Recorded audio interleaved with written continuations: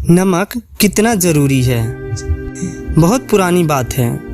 एक राजा थे जिनकी 3 राजकुमारी थी। राजा ने तीनों राजकुमारी को शिक्षा लेने के लिए गुरु के पास गुरुकुल में भेजा था। तीनों राजकुमारी कई वर्षों तक जंगल में अपने महलों से दूर रहकर अपने राज वापस आई थी।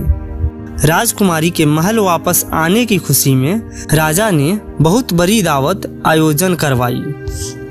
राजा ने अपनी तीनों राजकुमारी को दावत के दौरान राजसभा में उपस्थित होने को कहा था। दावत शुरू हुई तो राजा ने अपने मंत्री से कहा, मंत्री जी, क्या आप राजकुमारी से कुछ सवाल करना चाहोगे?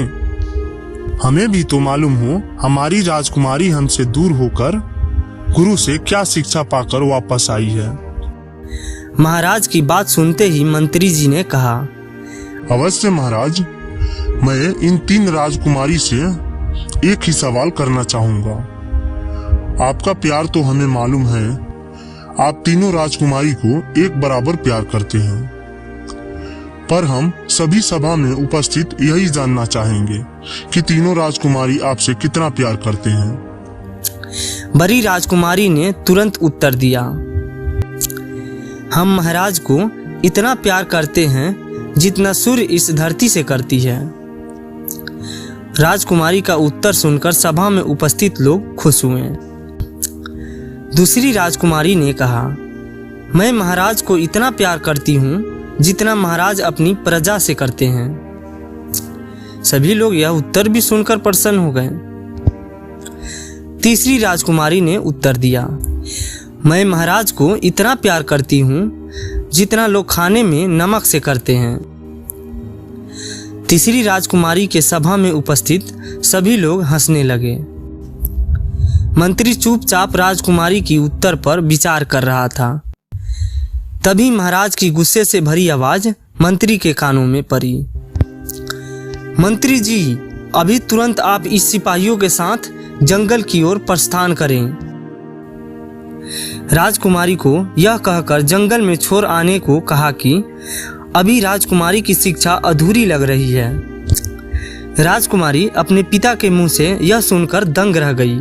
उन्होंने सोचा था कि महाराज मेरे उत्तर से प्रसन्न होंगे, पर उन्होंने तो मुझे दंड दे दिया।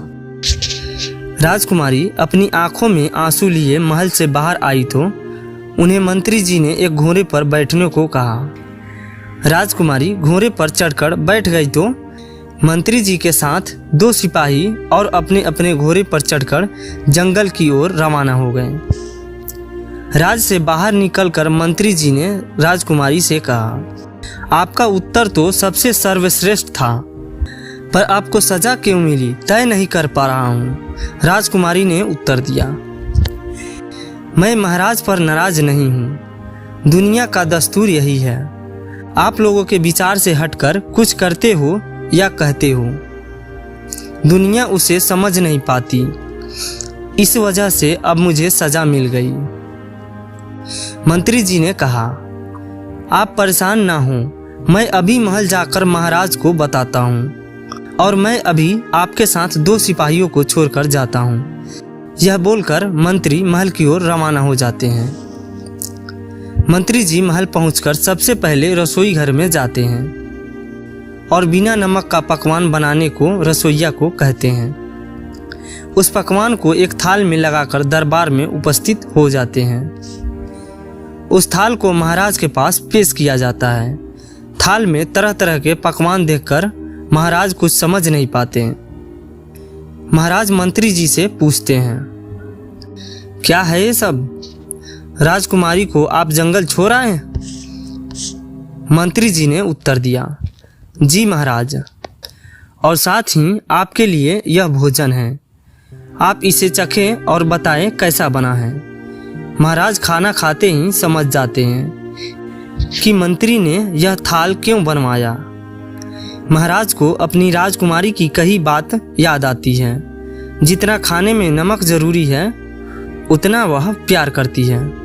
महाराज के आंखों में आंसू आ जाता है। वह तुरंत मंत्री जी के साथ जंगल में राजकुमारी के पास पहुंचकर उनसे अपनी गलती की माफ़ी मांगते हैं और राजकुमारी को अपने साथ महल लेकर लौट जाते हैं।